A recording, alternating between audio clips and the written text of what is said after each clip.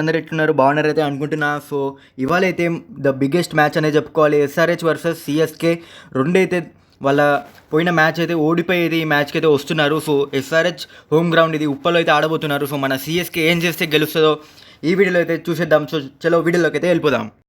So మనం playing 11 CSK playing 11 changes గురించి మాట్లాడుకుంటే ముస్తఫిజుర్ రెహమాన్ అయితే ఇవాళ అన్అవైలబుల్ గైస్. 98% అన్అవైలబుల్ అనేది మీరు కన్ఫర్మ్ చేసుకోండి. సో అతని ప్లేస్లో మహేష తీక్షణ లేకపోతే మిచిల్ శాంట్నర్ వీళ్ళిద్దరిట్లో ఎవరైనా రావచ్చు గైస్.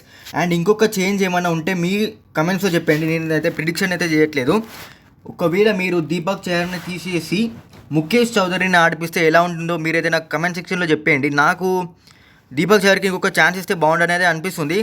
కాకపోతే ఎస్ఆర్హెచ్ అయితే లెఫ్ట్ మన అభిషేక్ శర్మ ఉన్నాడు కదా, తనైతే లెఫ్ట్ ఆర్మ్ ఫాస్ట్ బౌలర్స్కి అయితే కొంచెం స్ట్రగుల్ అవ్వడం మనం పోయినసారి సిఎస్కే వర్సెస్ ఎస్ఆర్హెచ్ మ్యాచ్లో లాస్ట్ ఇయర్ అయినప్పుడు అయితే చూసాము.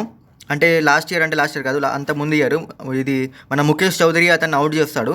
సో మహేష్ దీక్షణ కూడా వస్తున్నాడు ఆఫ్ స్పిన్నర్ లెక్క. సో నాకు తెలిసి అంత ప్రాబ్లం అయితే కాదు. సో మీరేమంటున్నారో కామెంట్ సెక్షన్లో చెప్పండి. సో ఇప్పటిదాకా మనం సిఎస్కే ప్లేయింగ్ 11 గురించి అయితే మాట్లాడుకున్నాం కదా. ఇప్పుడైతే మనం ఎస్ఆర్హెచ్ ప్లేయింగ్ 11 గురించి అయితే మాట్లాడుకుందాం కదా. ఎస్ఆర్హెచ్ ప్లేయింగ్ 11లో నాకు తెలిసి అయితే వాళ్ళ ఫారినర్స్ అయితే ఎలాంటి చేంజెస్ అయితే జరగవనైతే అనిపిస్తుంది. Travis head, Pat Cummins, henry Klaasen, Aiden Markram ఒకవేళ తీసి గ్లెన్ ఫిలిప్స్ని పెట్టుకుంటే బాగుండని అయితే నాకు అనిపిస్తుంది, నా పర్సనల్ ఒపీనియన్. కాకపోతే వాళ్ళైతే తీయరు. ఇంకొక చేంజ్ నేనైతే ఏం చేస్తానంటే మయాంక్ అగర్వాల్ని బయట కూర్చోబెట్టి రాహుల్ త్రిపాఠిని లోపల తెచ్చి అండ్ అభిషేక్ శర్మని ఓపెనింగ్ చేపిస్తా and Rahul Tripathi at number 3. So SRH fans ఎవరైనా వీడియో చూస్తుంటే మీరేమనుకుంటున్నారో చెప్పండి. యాజ్ అ సిఎస్కే ఫ్యాన్ నాకైతే మయాంక్ అగర్వాల్ అయితే నాకేం ప్రాబ్లం లేదు. అండ్ సిఎస్కే ఒకవేళ మిచిల్ శాంట్నర్ని తేవాలనుకున్నా తేవచ్చు మహేష్ తీక్షణ ప్లేస్లో. సో రెండు టీమ్స్కి కీ ప్లేయర్స్ ఎవరైనా ఉన్నారంటే వీళ్ళిద్దరే. సిఎస్కేకి Ravindra Jadeja with the ball and fielding, and sunrisers హైదరాబాద్కి విత్ ది బాల్ జయదేవ్ ఉనట్కట్టే ఎందుకంటున్నానంటే మన రుతురాజ్ గైక్వాడ్ సిఎస్కే క్యాప్టెన్ ఎవరైతే ఉన్నారో అతను లెఫ్ట్ ఆర్మ్ పేసర్స్కి స్ట్రగుల్ అవుతున్నాడు. సో నాకు తెలిసి అయితే అన్ని టీమ్స్ అయితే ఇప్పుడు చూసేసి ఉంటాయి తను లెఫ్ట్ ఆర్మ్ పేసర్స్కి ఎడ్జ్ అయ్యి స్లిప్కి లేదా కీపర్ క్యాచ్ అవుతున్నాయని. సో ఒకవేళ ఋతు ఈ లెఫ్ట్ ఆర్మ్ని మాత్రం ట్యాకిల్ చేస్తే మాత్రం ఇవాళ ఋతుకి ఒక బ్రేక్అవుట్ ఇన్నింగ్స్ ఉండే ఛాన్స్ అయితే ఉందని నాకు అనిపిస్తుంది. నాకు తెలీదు, ఒక పొద్దున్న లేవగానే అది కొడుతుంది కదా, ఈ ప్లేయర్ వల్ల బాగా ఆడొచ్చు అని. సో నాకు రుతురాజ్ అనిపిస్తుంది. సో పిచ్ గురించి మాట్లాడుకుంటే పిచ్ అయితే మీకు తెలుసు పోయినసారి ఉప్పల్లో ఆడినప్పుడు ఏమైంది అనేది. 277 the highest IPL score ever.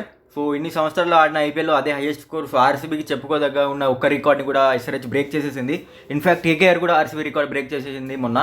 So pitch అయితే నాకు తెలిసి ఫ్లాట్గానే ఇస్తారు. ఒకవేళ ఫ్లాట్ కాకపోతే స్లోయిష్గా ఇస్తారు. ఎందుకంటే సిఎస్కే ఒకవేళ ఆల్ పేస్ అటాక్ వెళ్తే మాత్రం స్లోయిష్గా ఇస్తారు. లేకుంటే నాకు తెలిసి మ్యాక్సిమం పాట వికెటే ఉంటుంది. అండ్ ఒకవేళ టాస్ గెలిచేదే నేనైతే ఫస్ట్ ఫీల్డింగే తీసుకుంటాను. నాకు తెలిసి ఇప్పుడు బ్యాటింగ్ చేసిన వాళ్ళు గెలుస్తున్నారని. కాకపోతే ఫీల్డింగ్ ఉప్పల్లో ఫ్లాట్ వికెట్ పైన మంచి ఆప్షన్ అని చెప్పు. ఎస్ఆర్హెచ్ వాళ్ళైతే కలైతే కనకండి, సిఎస్కే ముందు కూడా మేము 250-60 చేస్తామని. సో అక్కడ ఉన్నది మరెవరో కాదు, India's greatest captain Mahendra Singh Dhoni. అతను తెలుసు ఏం చేసి ఎస్ఆర్హెచ్ని అంత పెద్ద స్కోర్ పోకుండా ఆపాలని. So chasing would be perfect thing for CSK. So అంతే guys, get ready for a mass entertainer. So next వీడియోలో కలుద్దాం. అంతవరకు బాయ్.